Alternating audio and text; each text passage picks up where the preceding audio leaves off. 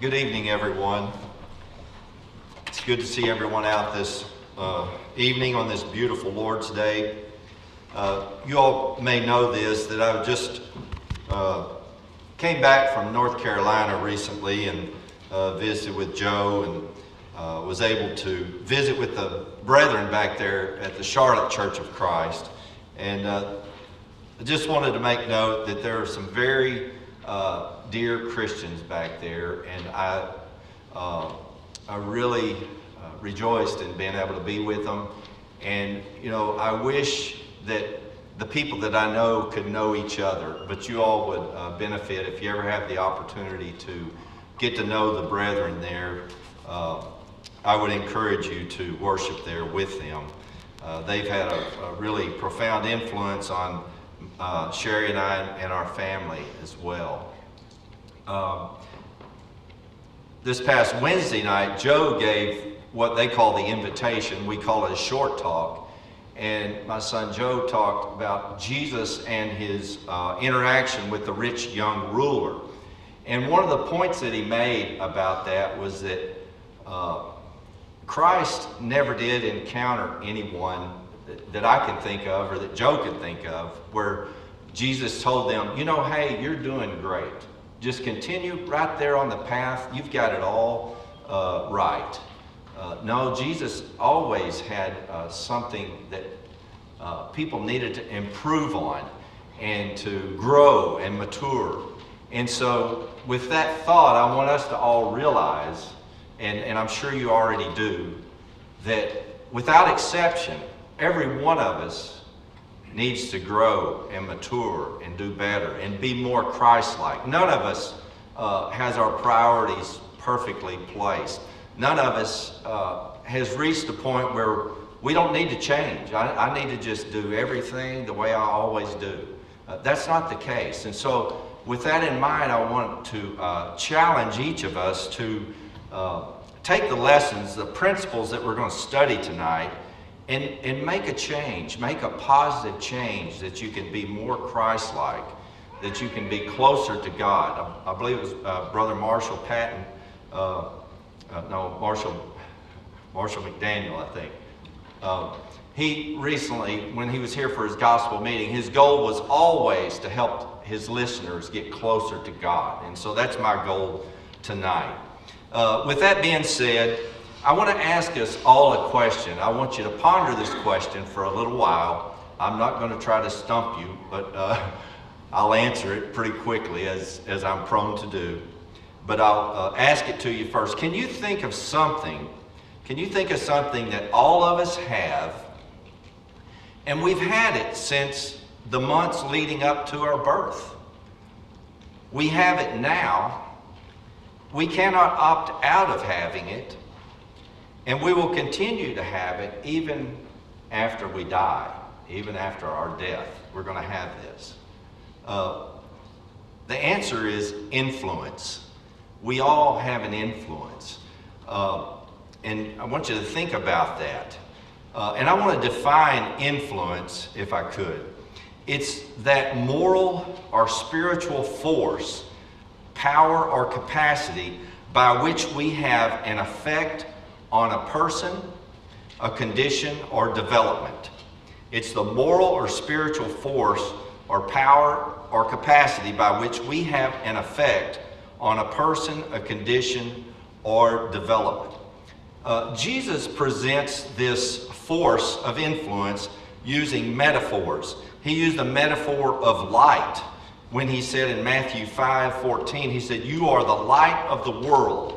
A city set on a hill cannot be hidden." He was talking about our influence. He used the metaphor of light. He also, in Matthew chapter 5, verse 13, it's actually the previous verse to what I just spoke on, he used the metaphor of salt. He says, "You are the salt of the earth." And then he says, but if the salt has lost its taste, it can't be restored. And at that point, it's fitting to be thrown out and just trampled under the feet of men.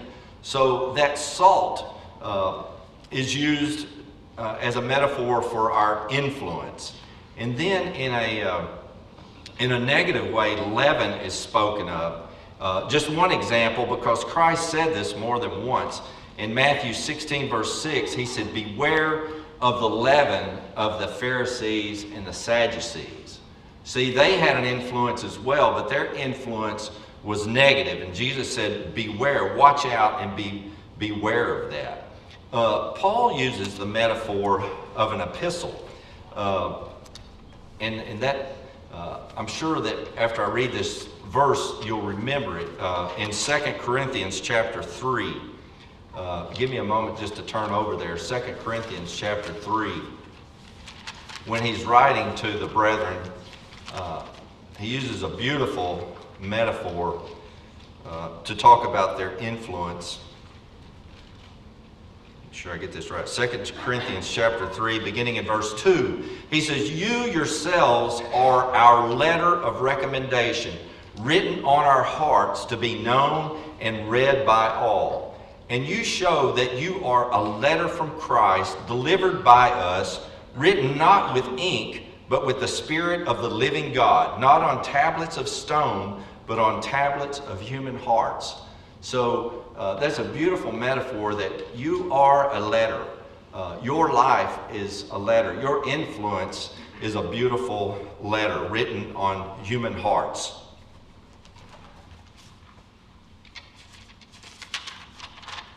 There are two kinds of influence. We probably readily understand that, but I want to drive the point home and talk about it.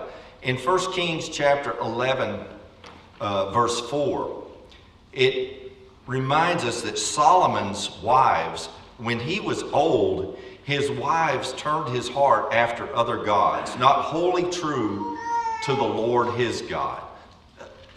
One thing I noticed when I read that verse is that happened when Solomon was old. When he should have been established in the faith of God, his wives were able to influence him and turn him to other gods. So they had a very negative influence on Solomon. In Matthew chapter 23, verse 13, Jesus, in the chapter of woes, he said, "Woe to you, scribes and Pharisees, hypocrites! You shut the kingdom in people's faces." And he said, you yourselves won't enter in, and you prohibit other people from entering in. So think about the influence of the Pharisees and Sadducees. In 1 Corinthians chapter 15, verse 33, it says, "Bad company ruins good morals." I believe the King James, "Evil companions corrupt good morals." It's something we try to help our kids and our young people understand. And then in Ecclesiastes chapter 9, verse 18, Ecclesiastes 9, verse 18 says, I believe, "Wisdom is better than weapons of war, but one sinner destroys much good." So all of those verses have to do with how influence can be used in a bad, negative way, counter to God's desires. So let's think about good influences. First of all, think about the jailer in his household in Acts chapter 16, beginning in verse 25. We know that story. Paul and Silas were in jail. Remember, they were praying and singing hymns. And as the story transpires, the jailer, when the doors were open, the jailer saw the prisoners were about to escape. He was about to kill himself because he knew the fate that awaited him. But they stopped him from doing that. And what was the end result of it? He ended up being baptized, but not just him, he and his whole household. And I believe it's about verse 34, toward the end of that, it said they rejoiced, he and his household, along with his entire household, they rejoiced that he had believed in God.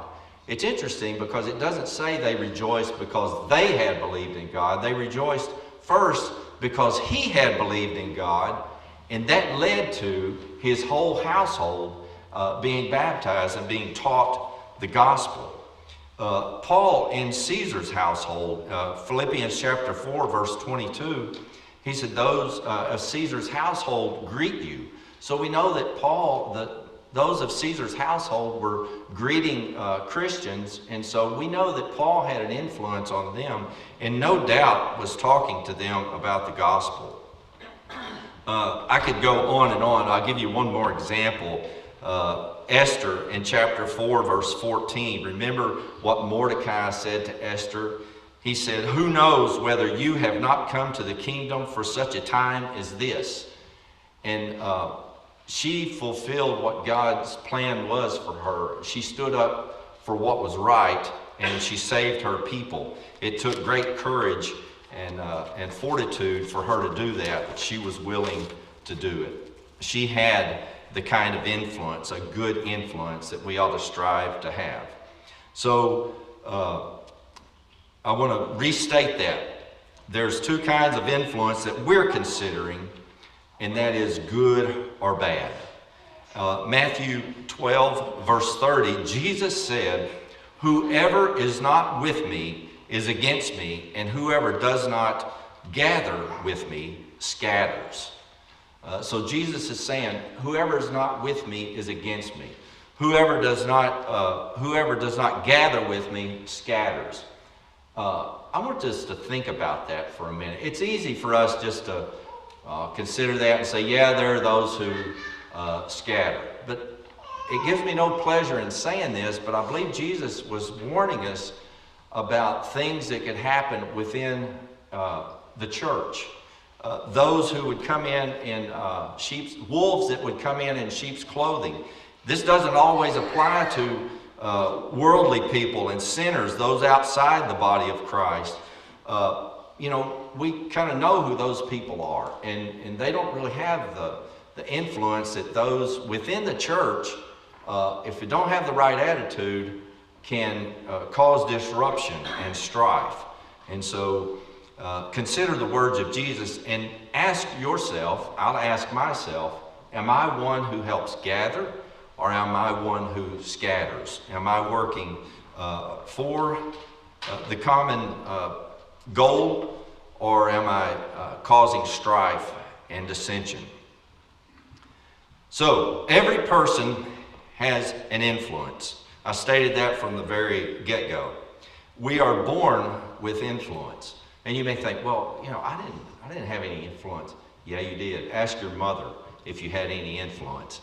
And I would dare say that you had an influence on your parents even before you came into this world, or even before they got you. Okay? And then I stated it before. We cannot lose it or opt out. We can't say, well, I don't want to have any influence. I just want to live my life. And don't look at me. That's happened with celebrities before. They'll get in trouble and they'll say, well, I'm not trying to be a role model. I don't want kids looking at me. Well, you don't really have any choice. None of us have a choice. We have influence. I remember when I was younger, when the light bulb really went off in my head at some point. It probably took longer than it did for most of you. But at some point you realize that, hey, I have an effect on other people. I cannot change that. It's part of living. It's part of life. And so we have to make a choice. Hebrews chapter 11, verse 4 says something very interesting I wanted us to take a point from. Hebrews 11, verse 4, it says, "By faith Abel offered to God a more acceptable sacrifice than Cain, through which he was commended as righteous, God commending him by accepting his gifts. And through his faith, though he died, he still speaks." So that's what I meant. Our influence is not buried in the coffin with us. Even after we die, our influence still speaks. He's talking about Abel. Now that's going a long way back, isn't it? He said Abel, even though he died, his faith still speaks. And so I want us to remember that. Romans 14, verse 7 says, "For none of us lives to himself, and none of us dies to himself." In Numbers chapter 13, beginning in verse 26 and continuing through chapter 14, verse 5, that tells the story of when the spies went out to spy out the land of Canaan. And just to remind you of that story, there were 12 spies. There was a representative from each tribe. And I think you all know the result of that. They came back, they spied out the land. They said, yes, the land is good. It flows with milk and honey. But 10 of the spies said, the people are too big. We cannot take it. And only Joshua and Caleb had a positive report. And we know from Joshua recounted this in chapter 14, Joshua chapter 14, verse 8. When Joshua was recounting this, he said, my brothers who went up with me made the heart of the people melt. Those 10 negative spies who were not following God's will, who didn't have the courage to do God's will, they made the heart of the people melt. They had a terrible influence, and they caused those people not to enter into the promised land. It's interesting when you think about that. Negative reports, negativity seems to always carry the day, doesn't it? If we're not careful, we can be easily influenced by those who are negative, the naysayers, and get caught up in that and lose heart. That's what happened to the children of Israel. They lost heart. He said that he made their heart melt. We ought to have a good influence in our community and not think that we can withdraw and live life as hermits. Now, maybe all of us at some point have wanted to withdraw and say, you know, the world is too crazy. I want to live out somewhere and not be subject to all that and just live a private life to myself. But really, a Christian ought not have that attitude. We need to be, as Jesus said, we need to be the salt of the earth. We need to be the light of the world. Paul said in 1 Corinthians chapter 5, beginning in verse 9, I'm not going to turn there, but he more or less said, you know, I told you not to associate with those who are sexually immoral, but I didn't mean those of the world. You have to go out of the world to completely remove yourself from that. And that's not what he was talking about. He was talking about within the church. And so we're going to rub shoulders with sinners. That's what Christians do. That's what Christ did. We need to be the kind of influence in our community that we ought to be.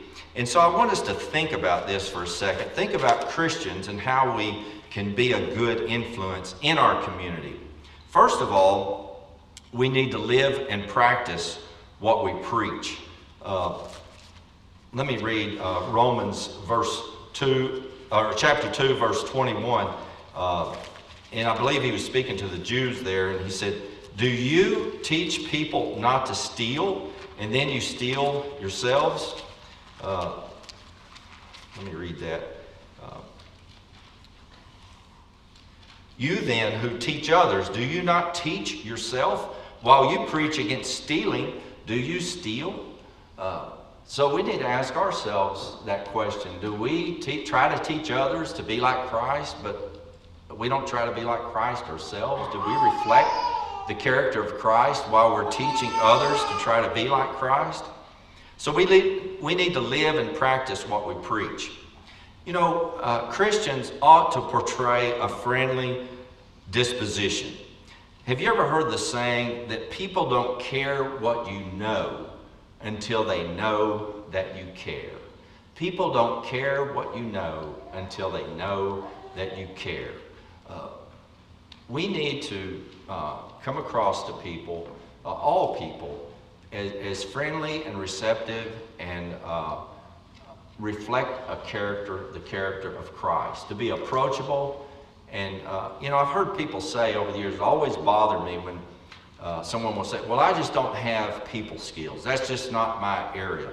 Well, you better develop them. You ought not accept the status quo. That's what I'm saying. Christ never would let somebody accept who they are. He always challenged them And the Word of God challenges us to change and be more like Christ. And so we ought to have a friendly disposition. We ought to be hospitable to others.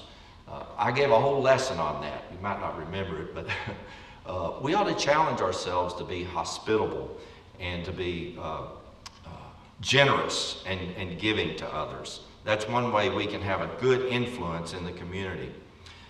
We need to refrain from gossip and being a talebearer.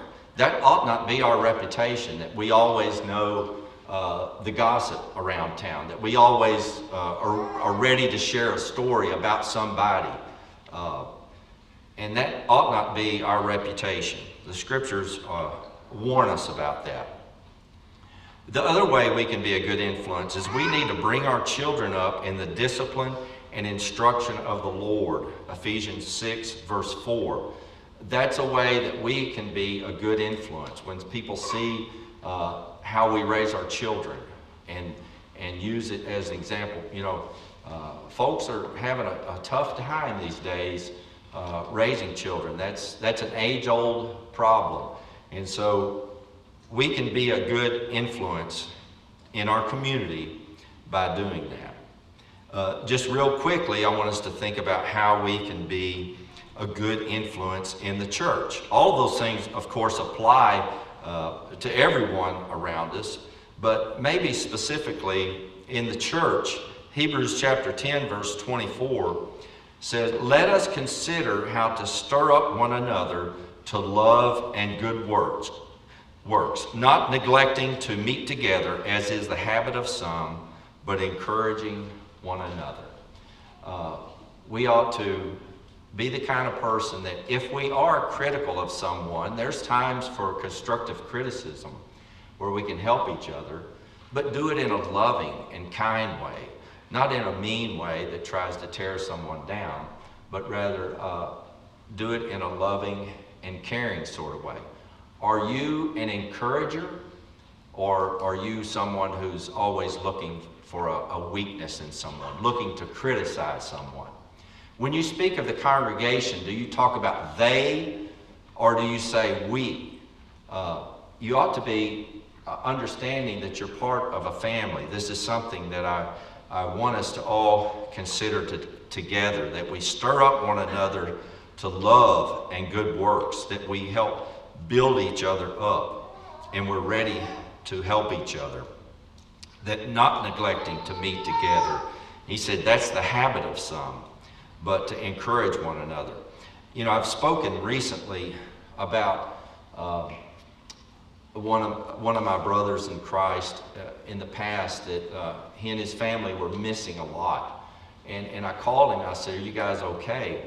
And the tenor of his answer was this: "Don't worry about us, we're fine." And almost taking it as an affront that I would ask him, you know, if they're doing okay. And I don't think I said this at the time, but probably the thing I should have asked him, what do you think about the influence you're having on others?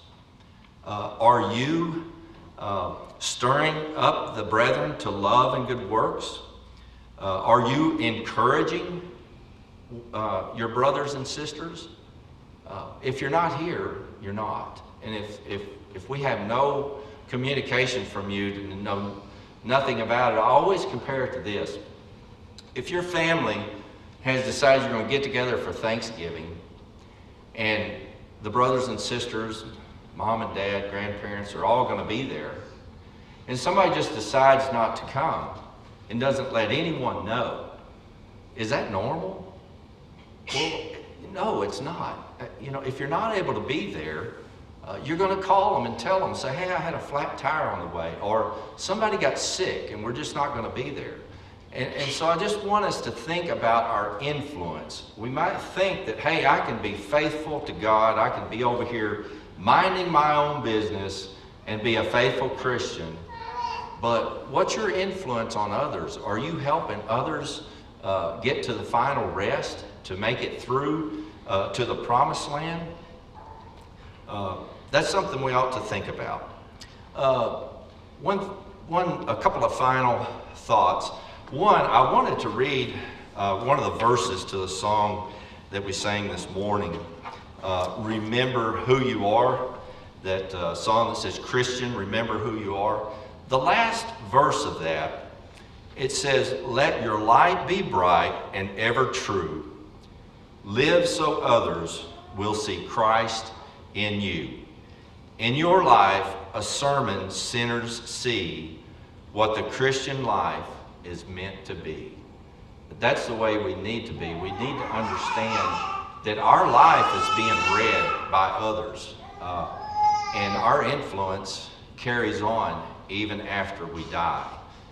You're writing your influence right now. And then just one final thought. It just so happens that today, May 10th, my grandfather passed away 36 years ago to the day. Okay, 36 years ago, May 10th, 1990.